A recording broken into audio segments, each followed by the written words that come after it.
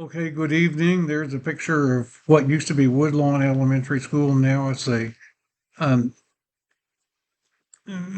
now it's a elder care center, and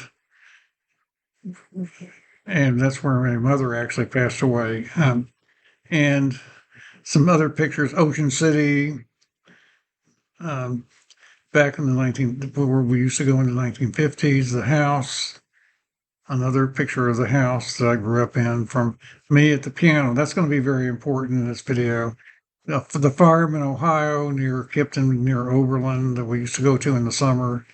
Sherwood Music, which I took when I started taking music, and that's another picture of the house. And the record collection, I'm going to talk about that. Um, Mount Washington and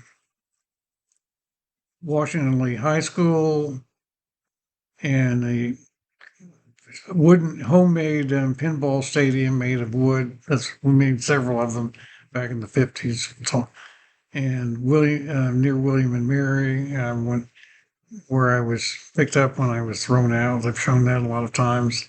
George Washington University on G Street, National Institutes of Health, Clinical Center, Strongholds, University of Kansas, where I went to graduate school, Fort Jackson, South Carolina, where I had basic training, 68, and we're in the scene in Indianapolis, where I had my first job at RCA.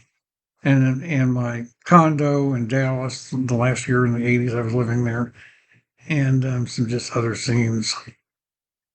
My upcoming book, and want to talk about my early days, particularly, and the relevance to the things I'm talking about, and my strategy for my own personal style of speech online and the way I've been running my sites over the years. That has a big influence on things, and I actually have a little outline, but which I'll supply afterwards. But one of the things back in the 50s, and I'll go back to this. I think it's the next one. We used to go to Ocean City with another family every June, and then we would go to Ohio near Oberlin, maternal grandmother's side of the family every year until I graduated from high school. Sometimes we'd stop in other places like the factory in Bel Air, or one year we went all the way to New York State and Ottawa and came back through Lake Erie and so forth one year. But in 1950, when I got the measles while I was at Ocean City, and we had to come home early. We went with another family, the Scotts, and as I know, since now in North Carolina, I know pretty well. But and shared a beach house on Baltimore Avenue. Still remember that. But that probably had an effect on my physical development. I also might have had some club feet and a couple of other things my father has mentioned. But I don't remember being particularly behind in physically other boys when I was in first grade, although there's some notes that say there were some minor problems. But in third grade, when I got to third grade, second grade seemed to go okay, even though I had the measles between first and second grade. The measles is known to really do a number on your immune system and on your central nervous system and cause developmental problems. And that probably is a major explanation for why I had the physical developmental problems. But even so, I kept on getting a hard time from my third grade teacher about being behind other boys and not being able to do what boys are supposed to do. And she was very concerned about it. And I also started reacting by interrupting in class a lot, by having some behavioral problems, and all of this would start to improve maybe in fifth and sixth grades. But The odd thing is that I started taking piano in February of 1952, which is when I was in the third grade. And I just wanted to have piano. Don't really know why, but it's almost like an echo from a past life or something. I started playing. I got pretty good at it. I played in what they called the festivals and rated superior 3 times. I think I played in 6 of them. And the last one was I was in ninth grade, I think. They were every spring or most springs. And that was what I was good at. And that requires, brain and hand coordination, obviously. I practiced, I guess, maybe an hour a day or something, but I don't remember that practicing was a big deal. And I had a very good ear for remembering classical music, things that I heard on the radio, I would remember, be able to recognize. And that led to my collecting records by the time I was in high school, particularly in 11th and 12th grades. And I could recognize everything on the radio and got interested in composers, started getting interested in Mahler before other people did. Back in the early 60s, that wasn't quite there yet. Um, and as far as my interests, um, I did like to look at women's magazines and cooking shows, but I also started following baseball in 19, it should say 1953. It says 63 there. It should say 53. That's a type. At the age of 10. And that certainly is a male interest. And my parents were very concerned I sort of had like to wreck things. I would build cities and wreck them and so forth. There were other things that kind of odd about my behavior. So I visited a psychologist at 10 and so forth. But I started settling down. Um, and then junior high school started in 7th grade. Then sixth grade was still elementary school, and 7th through ninth grade. High school started in 10th grade. Now high school starts in ninth grade. But the the I had some problems, in phys ed and adjusting with other kids, particularly in 7th grade, and then some odd behavioral issues in ninth grade when I sort of reverse bullied a boy for having an epileptic seizure in class. That was not a good episode. But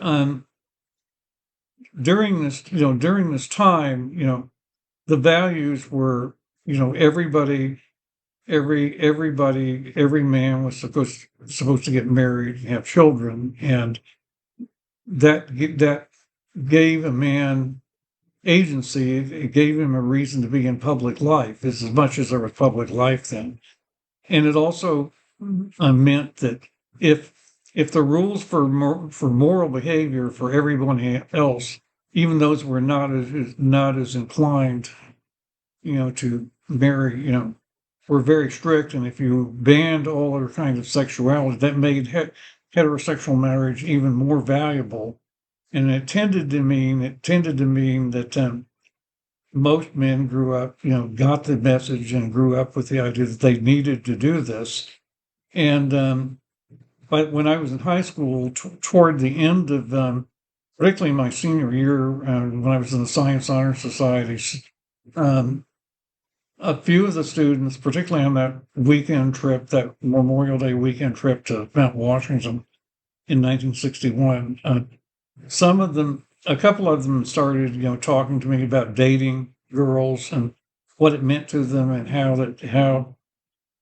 they felt very close to, got so they could feel very close to people, and how they felt, were beginning to feel that they were going to have families and everything, and why that was important. And and I wasn't interested in that. I was preoccupied with the world I had. I was preoccupied with getting good grades and whether brains could overcome brawn, Um, and to some extent it could, because we had the Cold War on, and people with brains or in math and science were going to, got better draft deferments and got treated better if they were in the military. everything. So to some extent that was true, but your life was very much very much dependent on how well you did in school, and that was going to determine where you fit in the rest of your life. And it was true that young men were expected to be able to do all the things that men do. And that was a very important thing. It was very important morally to be fit enough to be able to serve in the military if you were drafted, because of the Cold War, and then we had the Vietnam War and so forth. Then we had student deferments. We had all of that, and those issues. And that created an environment which was very rigid, but yet within the rigidities, it was a very interesting world for me to be brought up in. And I sort of made a lot of it. But, I got better at things, but not everything. I got better in hitting and softball. And in ninth grade in the summer, I tried various hobbies. Me and my cousin made film strips when I was in sixth grade, and we had little Academy Awards. And then um, I had a fantasy baseball league also in sixth grade. And then in ninth grade, we had a neighborhood softball league, and we had relatively large backyards. And I made up a game, a softball game where you could have two one-man teams. And I made the rules up for the size of yards we had, and you could. We even had a little league of people, and we had standings. And I typed them up on a typewriter with carbon paper and handed it out. And the scores of the games were relatively reasonable. I did a pretty good job of making up the rules. I was 3 years older than a lot of the other boys, so I was about where they were physically. So the games would turn out to be kind of variable in their outcomes, just like they do in the big ones. And that was kind of interesting. The stuff we did, and we made cardboard stadiums and we made pinball wood stadiums. I showed you that in the pictures, and so we did very boy kind of things. For the most part, I did, and I just was behind. But if I was interested enough in something, I would get better at it. Like one time in gym in 11th grade, we played softball, and I actually hit a home run, which shocked everybody, and actually pitched, and the other team didn't get any runs, and everybody was just shocked that I could do that. But I wasn't good, I didn't get good at things I wasn't interested in. And that kept me farther behind physically than I should have been. And when I finally went into the Army, after graduate school, I got the deferment. Then as a math instructor, I actually graded people, made it more likely they could, if they failed my course, they were maybe more likely to get drafted. But when I finally went in myself and took the draft physical 3 times so that the expulsion, the psychiatric treatment didn't give me a bad reputation. I got recycled in basic training and wound up in special training company. And that was very interesting. I stayed in it for 4 weeks. And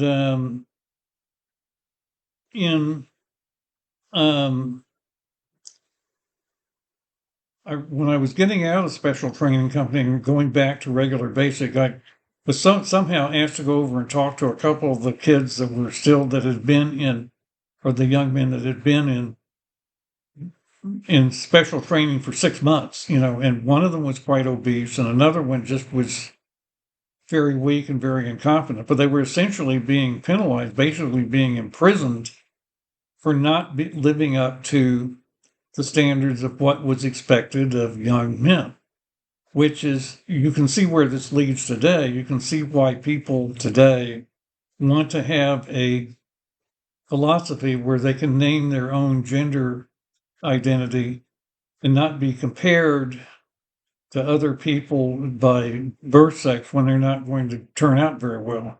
So it's not just a matter of, they say they identify as something, they say they are another sex, or they are something, they actually are something, and they don't allow people to question it.